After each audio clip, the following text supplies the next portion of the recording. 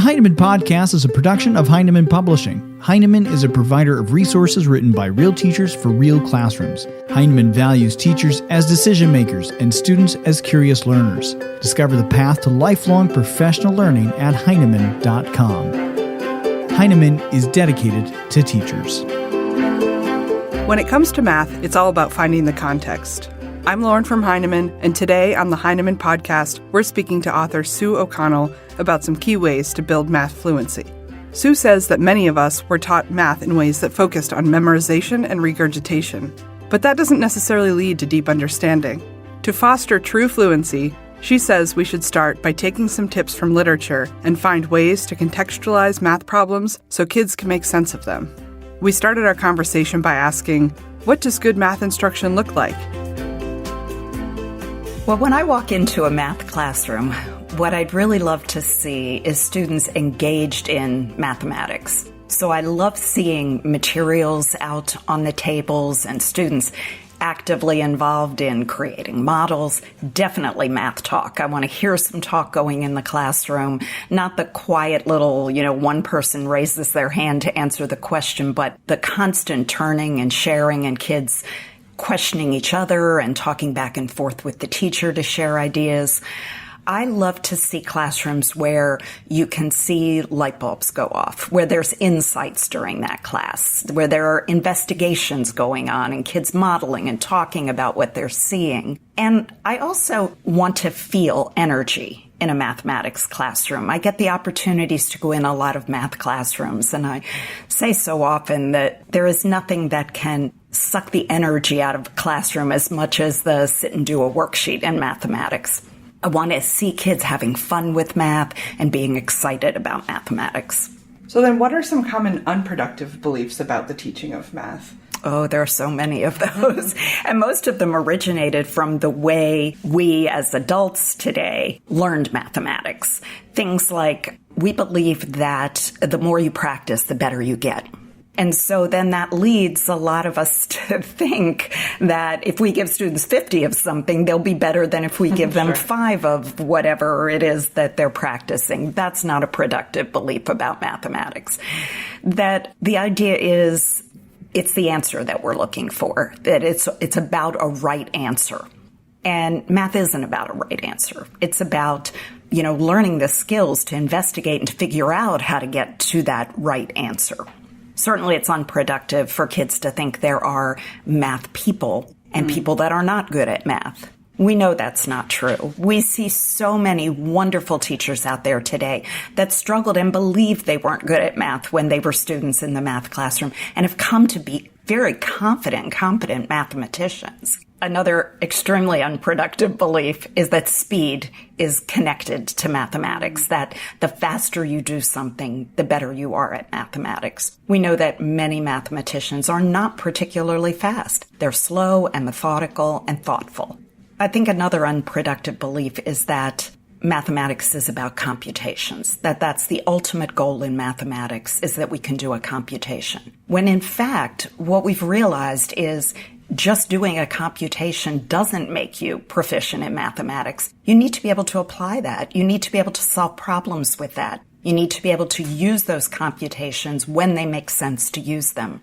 We tended to grow up with the idea it was about isolated computations and the ability to get the right answer, when in fact, that's only the beginning of really being a mathematician.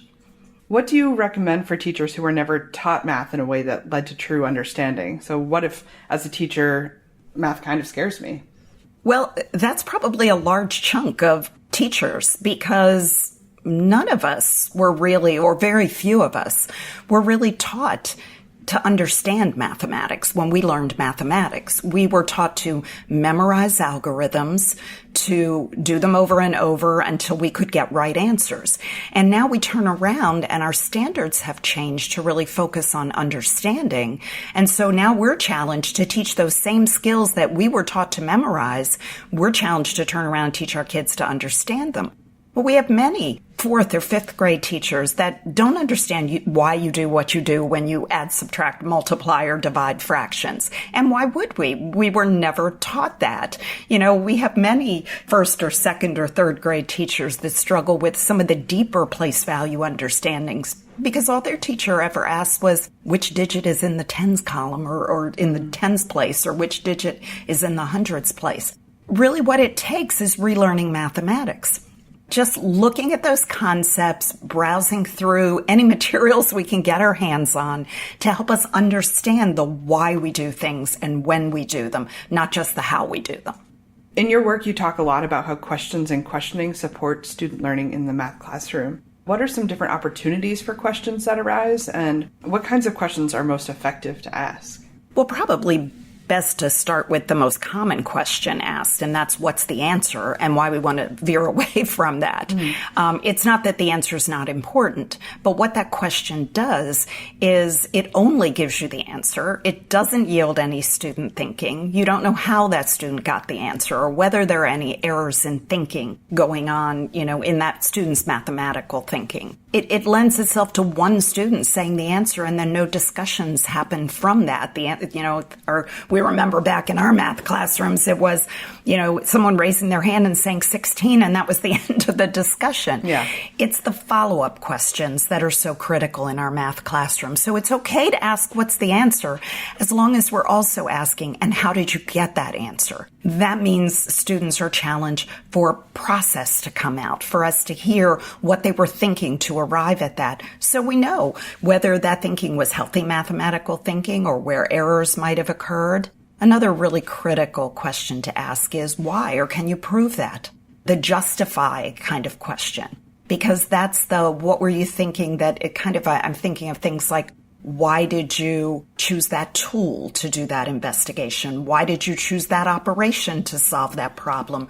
We get into the thinking pieces of their choices in mathematics. And again, those kind of questions lend themselves to deep discussions and ongoing discussions in the math classroom. Another huge one that I love today, and probably my favorite question today in math class, is what do you notice? Because I love posing investigations, having students model ideas or gather data, and then instead of telling them what they're seeing, asking them what they're seeing. So what do you notice becomes a critical question. What do you notice about the patterns? What do you notice about our sums? What do you notice about your models that you've created? Following up on that, what do you notice? I like questions that prompt kids to generalize. So what's the rule? So what's the big idea? So what did we learn from this? And again, that would have been something that even a few years ago, our teachers would have jumped in and told us what we noticed and what it meant. Here's the rule, you noticed that when you added 5 plus 1 and 1 plus 5, you got the same answer. Oh, that's because the commutative property, the order of the addends doesn't affect the sum. I want kids to tell me, hey, we've done this over and over. It looks like it doesn't matter which order we add these in. The sum's going to be the same.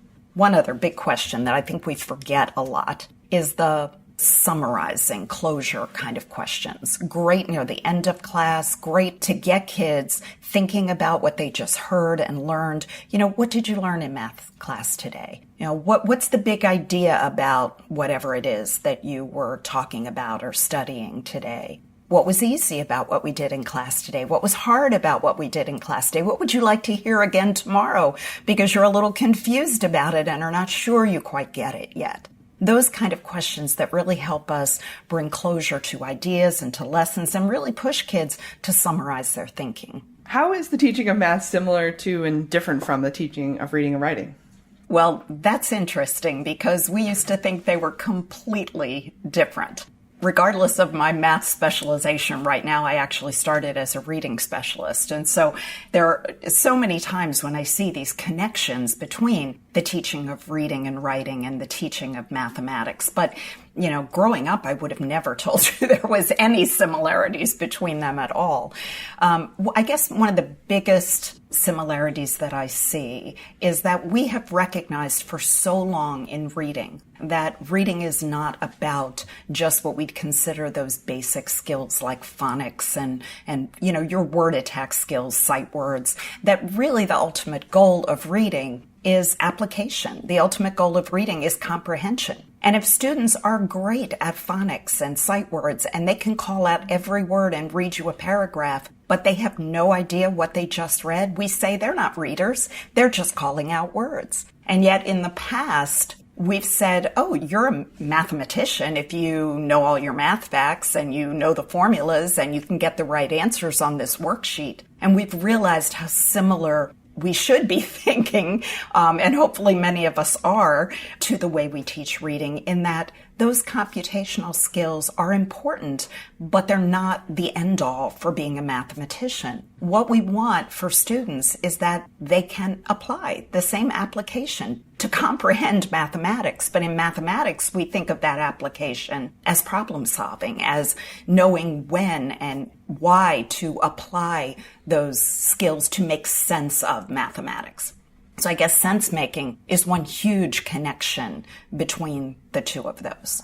Now, I think in reading and writing, there are many more repetitive skills over the years that, you see a skill and you're doing main idea and detail or characterization or cause and effect. Over a number of years, the complexity of the text changes and the precision to which your skills develop changes. But you have a lot of that repetition. Whereas I think a big difference in mathematics is the sheer quantity of content goals every year. The idea of in a given year, not only are they progressing in terms of their thinking skills, like their ability to solve problems or to model or to build arguments with that gentle progression over years, but every year we have lots of content standards, things they need to know about fractions and decimals and multiplication and addition and geometry and measurement and all of that to place in there.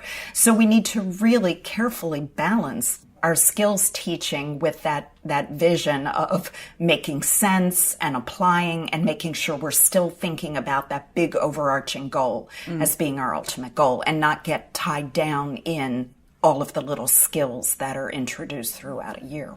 How can teachers integrate reading into math instruction? One huge place to take our reading skills and really use them in math is in the teaching of math problem solving. We are trying so hard to pull away from previous practices, things like keywords, where there were quick tricks that we told kids, just find this word and it will tell you whether to add, subtract, multiply, and divide. And what we've realized is that kids then weren't really even reading that problem for understanding. They were reading it to look for a word. And they weren't learning about operations and what operations look like in real situations. They were just looking for a word.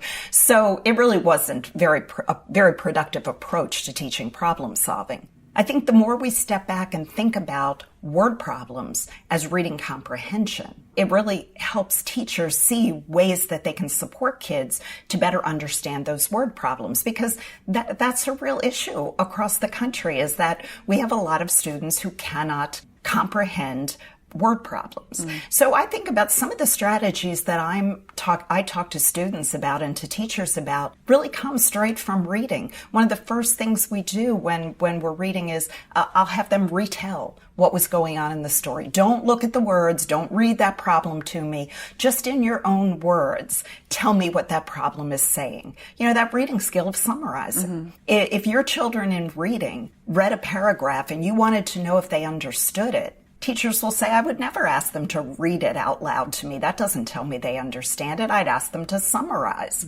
That's where we'll do that in math. Don't say reread the problem, say retell me the problem. Another thing we do in reading is we have kids visualize. We say, oh, you don't quite understand that. Think about what's going on in that paragraph you're reading. You'll get a picture in your head of what's going on in this story. It's another huge technique in mathematics. We have them visualize not just in their head, but grabbing materials, getting paper and pencil, drawing pictures, because we know that visualization supports that comprehension. We ask specific questions that get them back into that story problem, looking for specific information. Well, what information would we need to solve that? Can you find that information and justify for me why we need it? Why do we need that to solve this problem? Again, just probing to get kids to comprehend. To me, the teaching of word problems is all about the teaching of reading comprehension. And if we take our best techniques from teaching reading comprehension and use those while we're working on story problems, we're going to get more understanding from our students. So then how does putting math in context help students to engage with the concept and make sense of it? I believe putting math in context is critical. For so many people that did not understand mathematics, they were working with abstract numbers and symbols and equations. They would get wrong answers, but those numbers didn't mean anything to them. And what we see is when students see a context for those problems, those computations, it makes more sense to them. So we used to think about like the worksheets that we'd see in class.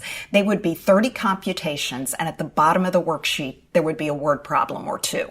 Again, it would definitely said the priority was computations and that problems come afterward. But what you notice in a lot of current materials is those problems come first. They're at the top of the page. They're at the beginning of a unit. They're at the beginning of a situation that we're doing in math class or at the start of a math lesson, because they're going to give a context to everything else students are doing that day in class. And rather than students then just manipulating numbers, they're thinking about whatever that story was, and those numbers make sense. We think about things like fractions and how difficult it is for students to solve word problems related to fractions. Yet they can do the computations because they've memorized what you do when you add fractions with like denominators, what you do when you multiply fractions. We multiply the numerators, then we multiply the denominators. But they get a word problem and they can't figure out what to do. It's a huge advantage to say, let's start with this word problem. Somebody had 4 1/3 pounds of oranges, and he used 3/4 of them for a recipe. What would you do? And then we start with, it's 3/4 of 4 1/3. It's 3/4 times 4 1/3. Where are we seeing multiplication here? Back to let's do a visual of it. Let's talk about it. From that point on in class, as students are doing those computations, they may have that orange scenario in their head the whole class, but it's helping them make sense of why the product looks the way it does, of just understanding the numbers and symbols. So word problems are a great way to put math in context, and an easy way to put math in context. Just start the lesson with a contextual problem rather than an equation in which the numbers and symbols aren't meaning anything to students. But another really exciting way to do that is through stories, through situations. And we've seen how excited students get in a math classroom when a piece of literature comes out and the teacher reads a story and then mathematics investigations follow as a result of the context of that story. We know how kids love stories. We know the energy that stories bring, and certainly that context helps them see the mathematics in a situation. So, you might have little guys just learning what it means to add and have a story where, there are 3 little bears and another bear joins them, and then another bear joins them, and then another bear joins them. And all of a sudden, we're writing equations with 3 bears plus 1. And now they're seeing that abstract equation, and it means something because of the story about the bears. So then how can teachers come up with good contexts? When I'm looking for stories, literature to use in a math classroom, I don't necessarily always go to the literature that was created to teach mathematics. There are many books out there that are being published that are intended to teach math concepts, and many of those are wonderful. But there's also opportunities just to think about the context and say, when would you use that mathematics? So if I was thinking, I want to get into perimeter with my students, I might just stop and think, when would I ever need to know perimeter? Maybe if I were making a garden and putting fencing around that garden, or how about a playground and I were doing some kind of fencing around that playground, or let me see what kind of stories I can find about gardens or playgrounds. And then we can jump from just a lovely piece of student literature into a context that makes sense in mathematics. So, if I'm thinking about adding 2-digit numbers, I'm thinking, I need more than just a couple of something. I need a story where I'll have lots of something. So let me look at, I know this great book about, a pumpkin patch, and the farmer is putting all these pumpkins in the back of his truck. And I'm thinking, whoa, I could have some pumpkins in the truck and more go in. Some pumpkins could fall out of the truck while he's heading to the market where he's bringing his pumpkins. I just really try and think about the math skill first. What is the skill, and when would I use that skill? And then identify some context in which I'd use that skill and look for stories that do that. And they can be such fun with kids, and they don't have to have the math in the story. They just have to set the tone, be that springboard to jump off into that mathematics. Once you have that idea, how do you find the book that matches it? When I'm looking for stories to match a context, sometimes a story just pops out to me. I just know that book, and I know kids are excited about it, and that's great when that happens. But sometimes that doesn't happen, and it's a struggle to find that context for multiplying multi-digit numbers or adding multi-digit numbers, or things that we don't generally see a typical math book that addresses those. I just think about, again, what's the core of that mathematics? So if I'm multiplying multi-digit numbers, then I need something that's going to have very large numbers in it too. There's this great book, Pop's Bridge, and it's the story of the building of the Golden Gate Bridge. And there's just so many great stats about the length of the bridge and the height of the bridge and all these different, the celebration they had when the bridge was constructed and how many people walked across the bridge. And, I've found ways to weave those into lessons. Sometimes it takes more of a search to find the right book. So sometimes I find the math connections when I'm not looking for them.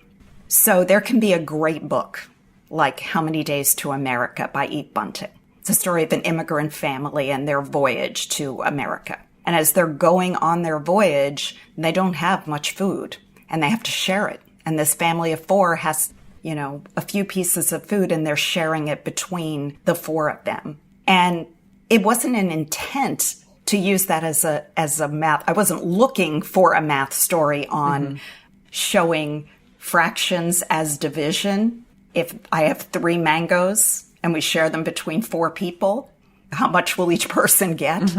But in reading that just popped out at me. So sometimes reading the books, it's a nice surprise that you read it and this math idea pops out of it. And that one I put aside saying, whoa, that would be perfect for showing fractions as division, because that's what they're doing. They're taking a certain number of whole objects and they're splitting them between a certain number of people, and that will work for this context. At other times, I'm out there searching for the book. I have a math idea in mind, and it's looking through my own library of many, many children's literature books, asking friends, sending it out there to media specialists who know books so well and saying, do you have anything here's what I'm looking for, something that I could do 2-digit addition with, so that has, 20, 30, 40 of something in it, give them some ideas and see if they can. Media specialists are great for being able to come up with some of that.